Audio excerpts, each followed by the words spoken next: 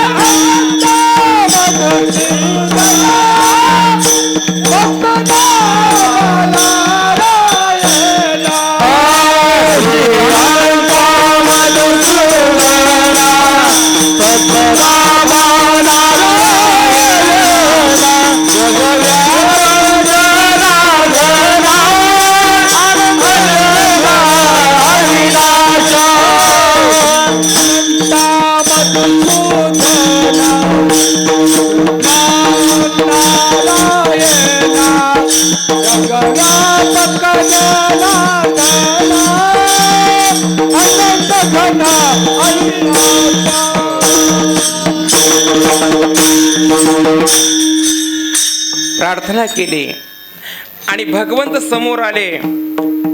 धरणी माता गायीच्या स्वरूपामध्ये डोळ्यातून अश्रू गाळत आहे. सांगायला सुरुवात केली, देवा पापीजा भक्त दैत्यजे माजले धरणीचे झाले ओझे त्याचे, आणि काही करून मला पाप पण सोडवा म्हटल्यानंतर भगवंताने आश्वासन दिलं, तळमळ मानस हे करू नका, देवकीच्या गर्भा येईल भगवान, देवकीच्या पोटी मी साक्षात भगवान अवतारा येतील आणि सगळ्याचं रक्षण करील, गायीचं रक्षण करील, भक्तांचं रक्षण करेल, ब्राह्मणाचं रक्षण करील, चिंता करू नका. आश्वासन दिलं. सगळे देवलोक आपापल्या निजधामाला गेलेत. लक्ष्मी माता म्हणायला सुरुवात केली देवाला. कोण आलं होतं? देव म्हणले पृथ्वी माता. काय म्हणत होते? घराणं सांगत होती. कोणतं घराणं? अधर्म वाढलेला आणि पापाचं वजन निर्माण झालेलं आहे, मला सोडवा, असं घराणं सांगत होते. मग काय म्हणलो तुम्ही?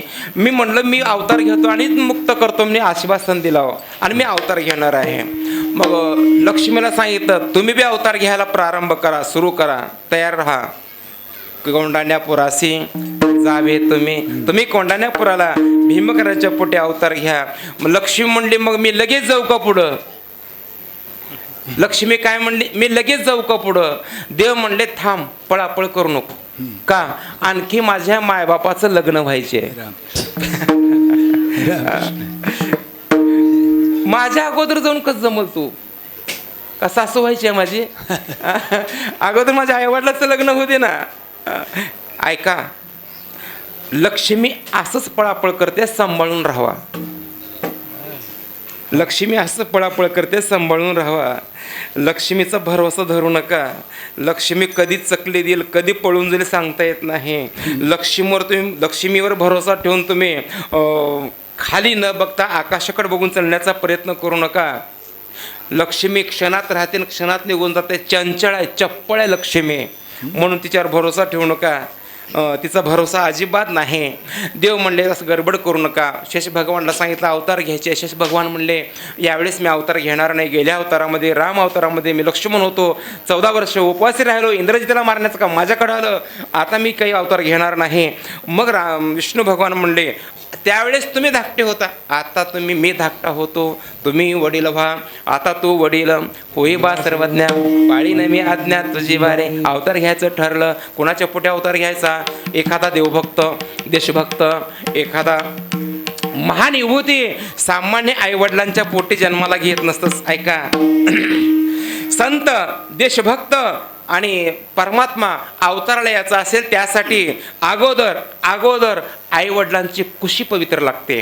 त्याच्यानंतर त्या आईवडिलांचं कुळ पवित्र लागतं, त्याच्यानंतर ते आईवडील ज्या गावात राहतात ते गाव पवित्र लागतं, त्याच्यानंतर जे गाव ज्या देशात आहे ते देश पवित्र लागतो. पवित्र ते कुळ पावन तो देश जेथे हरीचे दास जन्म घेते. आपल्या पोटी सामान्यांच्या पोटी असे देशभक्त परमात्मा अवतारला येऊ शकत नाही. अरे छत्रपती शिवराय जन्माला यावा असं वाटत असेल जोपर्यंत जिजाऊ मातेची कुशी पवित्र तशी पवित्र दुसरी निर्माण होणार नाही, दुसरे शिवाजी महाराज जन्माला येणार आहेत, लक्षात ठेवा.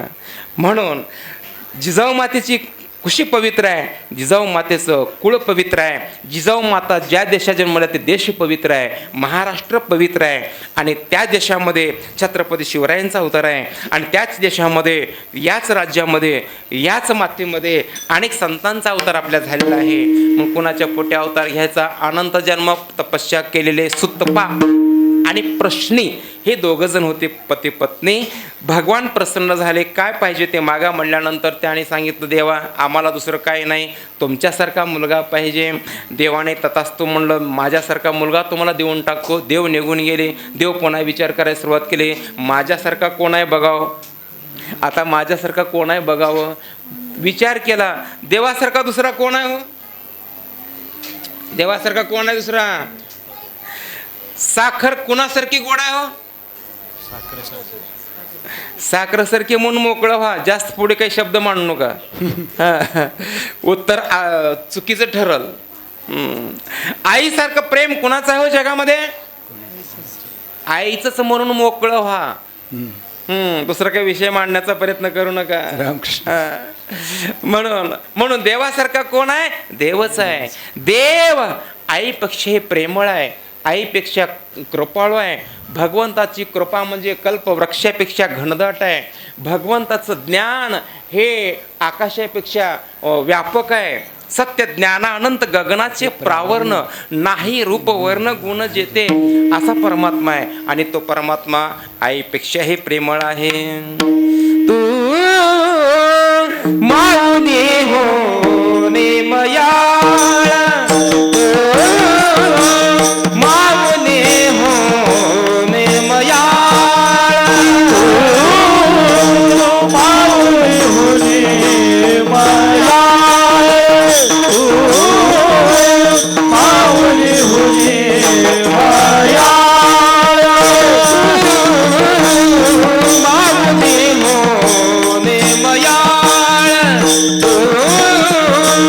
माऊली हो नेमयाळ,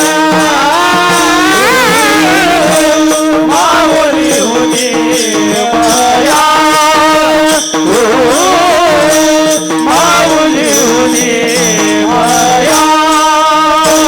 चंद्र होली शीतळ, पाण्या होली पातळ, चंद्र होली शीतळ, पाण्या होली पातळ, कळकळ प्रेमाचं तू माऊली हो नेमयाळ, तू माऊली हो नेमयाळ. चंद्र होली शीतळ, पाण्या होली पातळ, चंद्र होली शीतळ, पाण्या होली पातळ,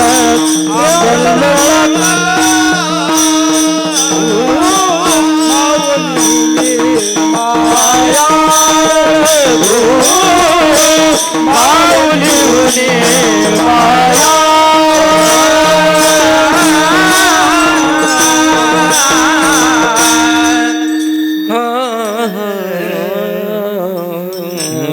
असा परमात्मा आहे. म्हणून कोणाच्या पोटी अवतार घ्यायचा? आणि देवकी माता कंसाची चुलत बहीण आहे आणि देवकीच्या पोटी अवतार घ्यायचं भगवंतांनी ठरवलेलं आहे. देवकी असणारी वसुदेवाची पत्नी आणि दोघांचा विवाह थाटामाटा संपन्न झालेला आहे. कंस आपल्या बहिणीची पाठणूक करत असताना आकाशवाणी झाली, अरे कंसा, ज्या बहिणीची पाठणूक करतोस त्याच बहिणीच्या पोटी जन्मणारा 8वा मुलगा तुझा वैरी दुश्मन असेल. आकाशवाणी ऐकलं, मारण्यासाठी तलवार काढली. वसुदेवाने हात धरला, दोघाला बंदीखान्यात टाकण्यात आलं. बंदीखान्यात टाकल्यानंतर पहिला मुलगा जन्मला कीर्तिमान. राम कीर्तिमान नावाचा मुलगा जन्मला. तो पहिला मुलगा घेऊन वासुदेव कंसाकडे गेले आणि म्हणायला सुरुवात केली, भाऊजी ही मुलगा पहिला जन्मला तुम्हाला देऊन टाकतोय, घ्या, मारा, ठेवा, काही करा, तुमच्या हातामध्ये आहे.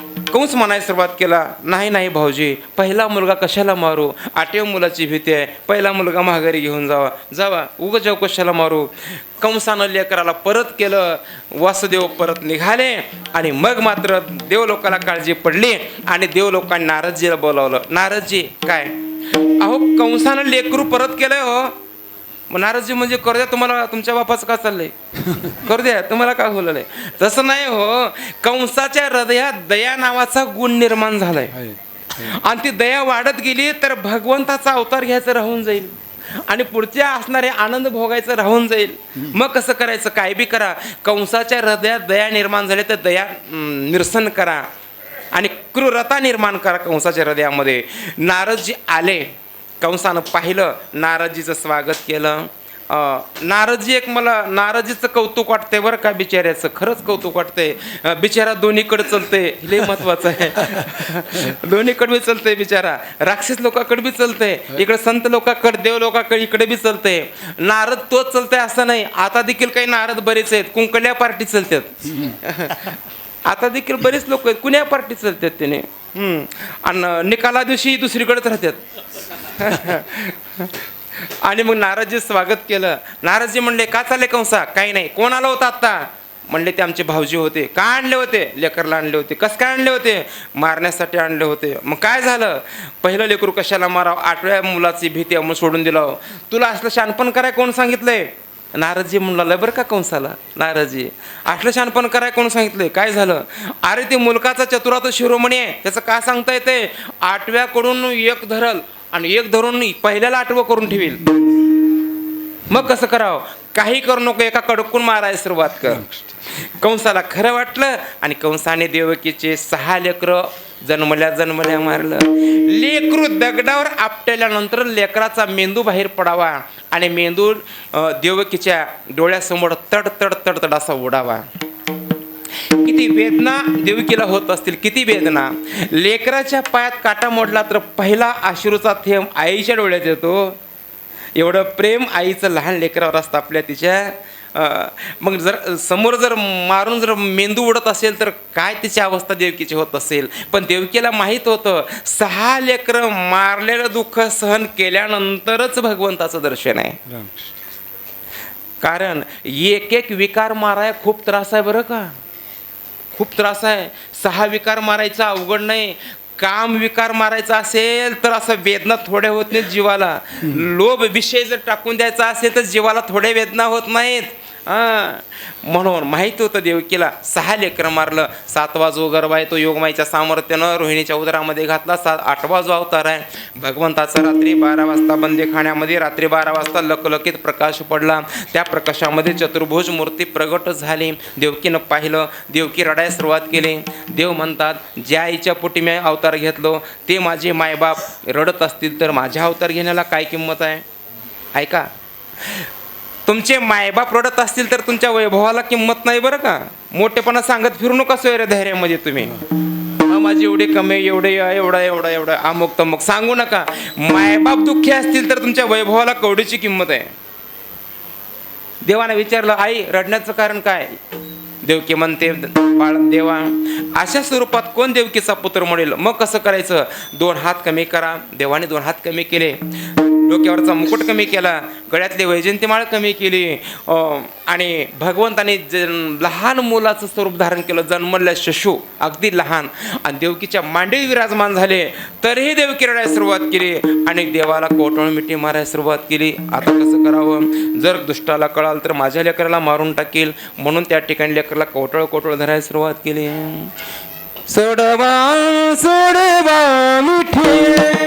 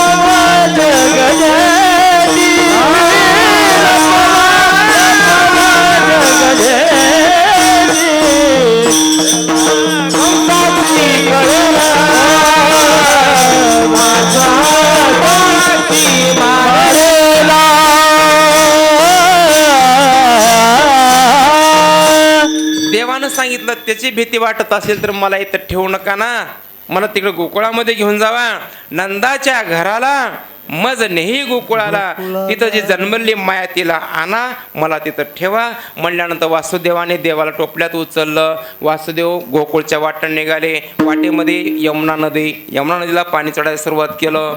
पाणी गळ्यापर्यंत आलं. वासुदेवाचा प्रवास पुढे चाललाय. पाणी तोंडापर्यंत आलं. वासुदेवाचा प्रवास पुढे चाललाय. पाणी नाकापर्यंत आलं. वासुदेवाचा प्रवास पुढे चाललाय.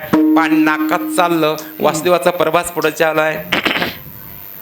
डोक्यावर देव होते. देव विचार करतात, ज्यांच्या डोक्यावर मी आहे त्याच्या नाकात जर पाणी चाललं आणि त्याचा जीव चालला तर उद्या चालून लोक भजनाचं सामान मंदिरात देखील ठेवायचे नाहीत.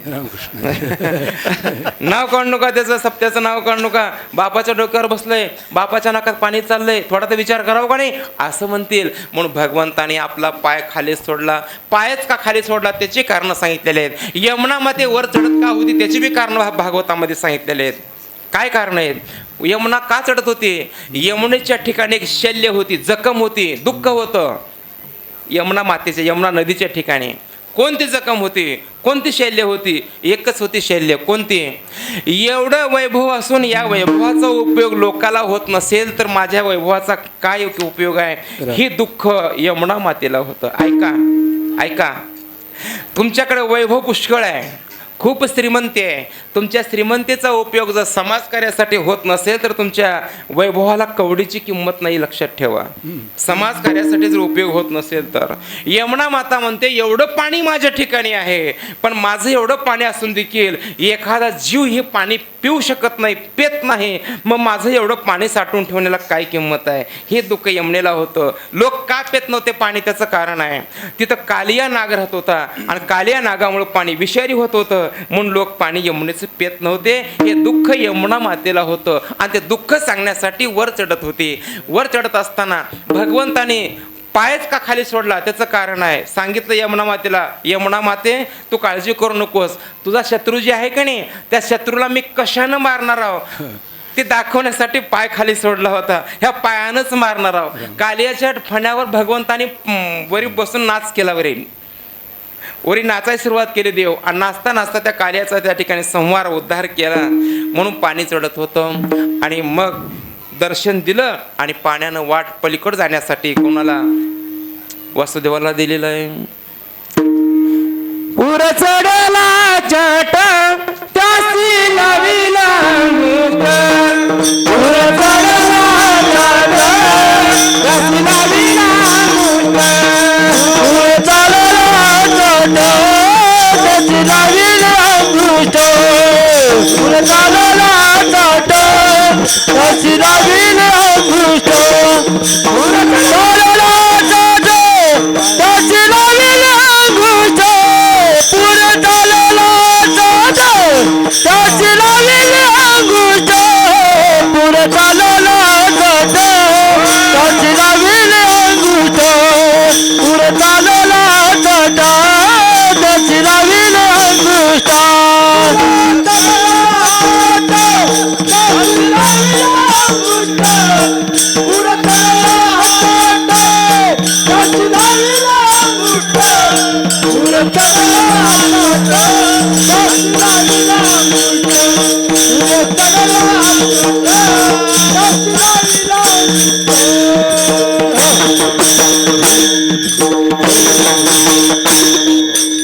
अनेक राहिलं. वासुदेवाने गोकुळामध्ये प्रवेश केलेला आहे. गोकुळचा राजा नंदबाबाला मुलगा नव्हता. गावातले लोक नवस करत होते आमच्या राजाला मुलगा व्हावा म्हणून. सप्ताह का करावं? आपल्यातला अवगुण निघून जाऊन गोकुळातलं गुण आपल्यात यावं.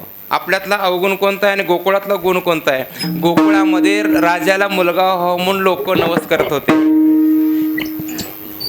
इथं आपल्या शहरामध्ये कोणी आहे का हो? आपल्या गावामध्ये शेजाऱ्याला मुलगा नाही म्हणून कोणी नवस केलेला आहे का? हात वरी करा. शेजाऱ्याला मुलगा नाही म्हणून नवस केलेला कोणी आहे का? हात वरी करा. कशाला की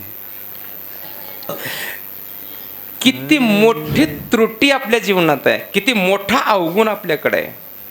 शेजाऱ्याला दुःख व्हावं ही भावना तुमच्या मनामध्ये असेल, पण सुख व्हावं ही भावना आपल्या मनात नाही.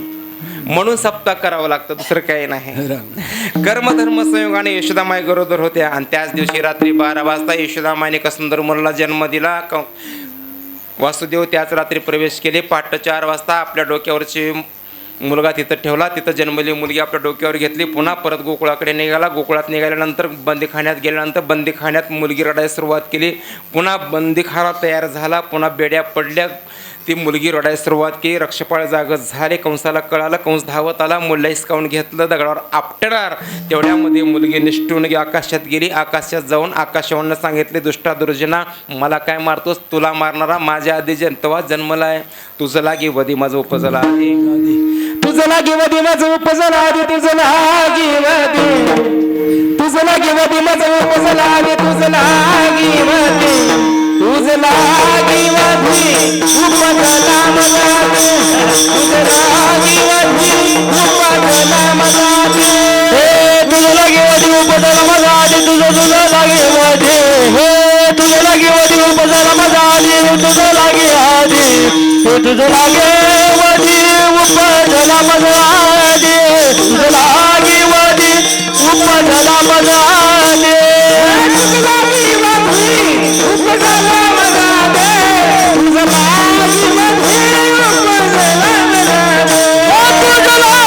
लागी वधी उपजला माझा आधी. तुझं लागी वधी उपजला माझा आधी. तुझं लागी वधी माझं उपजला आधी. तुझं लागी वधी.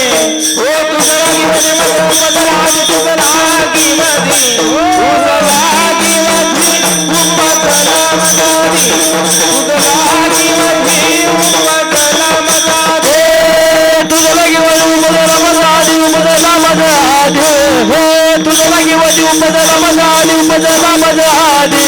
तुझं लागी वधी उपजला माझा आधी. तुझं लागी वधी उपजला माझा आधी. उपजला माझा आधी. उपजला माझा आधी. इकडे पहाटे 4 वाजता सुनंदा. सुनंदा कोण आहे माहिती आहे का तुम्हाला? नंदराजाची बहीण आहे. आपल्या पत्नीच्या बाळणपणासाठी नंदबाबाने आपल्या बहिणीला बोलावून आणलं होतं. पूर्वीच्या काळी आणत होते बरं का. आणि मग सुनंदेनं पाहिलं तर वहिनीने सुंदर मुलाला जन्म दिलाय. नंदबाबाला हाका मारून सांगितलं, भैया आणि आपला कुलदीपक जन्माला, वहिनीने सुंदर मुलाला जन्म दिला. नंदबाबांनी त्यानं सांगितलं, गावामध्ये दौंडी द्या. गावामध्ये तोरणे उभा करा. गुडिया तोरणे करते कथा गाते गाणे. जिकडे आनंद उत्सव व्हायला सुरुवात केला. आणि पहिल्या दिवशी भगवंताला गोमूत्रानं स्नान घालण्यात आलं आणि भगवंताला त्या ठिकाणी पाळण्यात झोपवण्यात आलं. दुसरा दिवस उजडला. कंसानं सभा भरवली. सभा भरवल्यानंतर विषय मांडला, आपला दुश्मन जन्माला आहे, कोण मारेल? पुतण्याने वेडा उचलला. पुतना निघाले आणि स्तनामध्ये विष भरून प्रत्येक लहान लेकरं जन्मलेली गावोनगाव मारत निघाली. म्हणजे कुठं जन्माला माहीत नव्हतं की आता दिसल ते मारत निघावं, म्हणजे एखादा नंबर लागून जाते त्याचा. मारत निघाले. पण असं करता करता गोकुळामध्ये आली. यशोदेच्या घरी आली. यशोदेला म्हणली, यशोदे सुंदर. त्या पुतनेनं सुंदर सुंदर स्वरूप धारण केलं. अगदी सुंदर मोहक स्वरूप धारण केलं आणि यशोदामाईच्या घरी आली. यशोदे मी तुझी बहीण आहे, ओळख नसेल. तुला मुलगा झाला, आनंद झाला म्हणून आले. मला लेकरू बघू दे कसं आहे ते. यशोदा म्हणले, आत्ता स्नान घातल्या, पाळण्यात झोपवले ओवा, थोडं थांब. पुतना म्हणले, अगं लवकर बघू दे, किती दिवसापासून डोळ्याची अपेक्षा आहे माझी. आजी पिटले, माझे कोडे होईल, मला बघू दे. देव पाळण्यात होते. देव विचार करतात. देव विचार करतात, धंदा टाकला गिराईक पहिलाय. धंदा टाकला गिराईक पहिलाय. पहिलं गिराईक महागारी गेलं सकाळी सकाळी तर दिवसभर धंदा चलत नाही. मग कसं करावं? देव म्हणले आता झोपायचं बंद करावं. ऐका, ज्याला काही पुष्कळ करायचे ते माणूस झोपत नसतो. ज्याला काय बी करायचं नाही ते माणसं कीर्तनात झोपतात. त्याचा काही विषय नाही. काही काही माणसं रामकृष्णाला झोपले की ज्ञानदेव तुकारामला उठतात. काही काही माणसं, आता काही त्याच्यापैकी काही माणसं ते बसी वाजल्यानंतर उठत असतील. एवढी माणसाला झोप आहे. पण ज्याला काही करायचे जीवनामध्ये तो झोपू शकत नाही. देव उठले, रडायला सुरुवात केली. यशोदेनं देवाला मांडीवर घेतलं, यशोदेच्या मांडीवरून पुतण्यानं घेतली. यशोदा कामात गुंतली, पुतण्यानं आपलं स्तन देवाच्या तोंडामध्ये दिलं. भगवंताने, सगळ्याला कथा माहिती आहे, लवकर लवकर पुढे जायची आपल्याला. भगवंताने स्तनातलं दूध संपवलं, विष संपवलं. पण विष संपवत असताना देवाने डोळे झापले. डोळे का झापले त्याचे कारण भागवतामध्ये सांगितलेले आहेत. का सांगितले? पुतना म्हणजे पवित्र नाही, पवित्र वस्तू तोंड बघू नये म्हणून देवाने डोळे झापले, पहिलं कारण. दुसरं कारण आहे, स्तनामध्ये विष आहे, प्यायचं आहे, पिल्याशिवाय पर्याय नाही.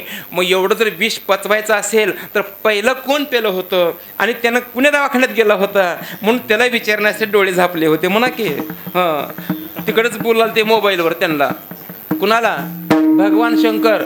भगवान शंकरांना विष पिण्याची पाळी आली होती ना समुद्र मंथनातून निघालेलं. त्यांना विचारत होते, अहो भगवान शंकर महाराज, देवा महादेवा, काय तुम्ही पूर्वी विष पेलतो? हो पेलो होतो. पुणे दवाखान्यात गेलतो. देव म्हणले, मी दवाखान्याला कुठे गेलो नाही, घरी बसल्याच इलाज केलो.